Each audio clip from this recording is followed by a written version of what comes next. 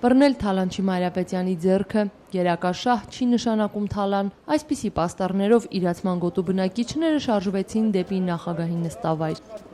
Քանդելու փոխարեն իրենց շենքերը երեսպատելու պահանջով հյուսիսային պողոտային հարակից մի քանի շենքերի բնակիչները նամակից բացի Բաղրամյան 26-ին տարել իրենց զորակցող 18,000-ից ավելի մարդկանց ստորագրություններ։ Հարցադրումը եղել էր հետևյալը. հարգելի հայրենակիցներ, համաքաղաքացիներ, համաձայն եք արդյոք, որ Տերյան 23, 25 եւ Լալայանց 37 շենքերը չքանդվեն, երեսպատվեն, բարեկարգվեն։ Սամվել Մայրապետյանին եւ նրա կնոջը բժշկական համալսարանի նախկին ռեկտոր Գոհար Քյալյանին պատկանող Local Developers ընկերությունը գերակա շահ ճանաչված այս շենքերի տարածքում մտադիր է հյուրանոց վերխոյացնել, իսկ բնակիչներին իրենց այժմյան տների մակերեսով բնակարաններ է առաջարկում հենց իրենց բակի նորակառույց բարձրահարկում։ Բնակիչների մի մասն ընդունել է այդ առաջարկը, ոմանք գումարներն են վերցրել, իսկ 25-ից ավելի սեփականատերեր պնդում են, որ չեն ազատելու տները։ Կառուցապատող Մայրապետյանը ազատության հետ զրույցում հավաստիացրել էր, որ անցնող 9 տարիների ընթացքում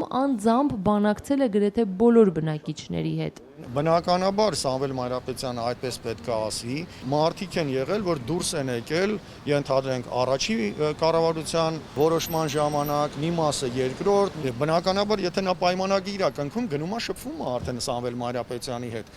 Եթե պայքարում են, որ շենքը չքանդվի, դրա հասցեատերը ես չեմ։ Մրցույթը շահել եմ, շենքն էլ քանդվելու է։ Ազատությանը փոխանցել էր Մայրապետյանը, նույնիսկ ավելորդ համարելով թեման քննարկելը։ Ասում է, թող դատարանը որոշի, ով է ճիշտ, ով սխալ։ Մինչդեռ բնակիչները, որոնց հայցերն արդեն դատարանում են, պնդում են, թե այստեղ էլ է պաշտպանվում Մայրապետյանի շահը, ոտնահարվում իրենց իրավունքը։ Տեսնելով դատարանի կողմնապահությունը ես խնդրեցի ներգրավել փաստաբան, որը հստակ կերպով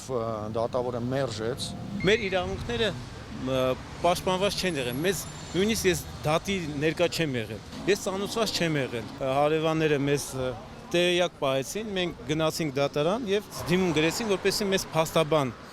տրամադրեն, բայց դա էլ թույլ չտվեցին։ Կարեն Ֆիլոյանը չի պատրաստվում ապրել Մայրապետյանի կառուցած նոր բարձրահարկում, մասնագիտությամբ ինժեներն իր աչքով է տեսել շենքն անորակ է, չի վերցնի նաև գործարարի առաջարկած փոխհատուցում գումարը։ 73 տարի ապրելով քաղաքի կենտրոնում Ֆիլոյանը չի պատկերացնում, ինչու պետք է որևէ մեկի բիզնես շահի համար ազատի տունը։ Ես կլակեմ իմ բնակարանը մենակ այն ժամանակ, երբ որ մեր բոլոր այս 25 հոգի ժողովուրդը 25 հոգի բնակարանները պայմանավորվեն, որ լքում են։ Ես մենակովս հարց չունեմ լուծելու, եթե դաժե ինձ տան $1 միլիարդ։ Ավելի քան 8 տարվա պայքարի ընթացքում սա նախագահական հանձնված արդեն 4-րդ նամակն էր։ Վարդան Գերավետյանն ասում է, որ գոհացնող պատասխան երբեք չեն ստացել, բայց հույսը չեն կորցրել։ Սերժ Սարգսյանին խնդրում են միջնորդել, որ գործերը վերանայվեն, շենքն էլ երեսպատելով պահպանել։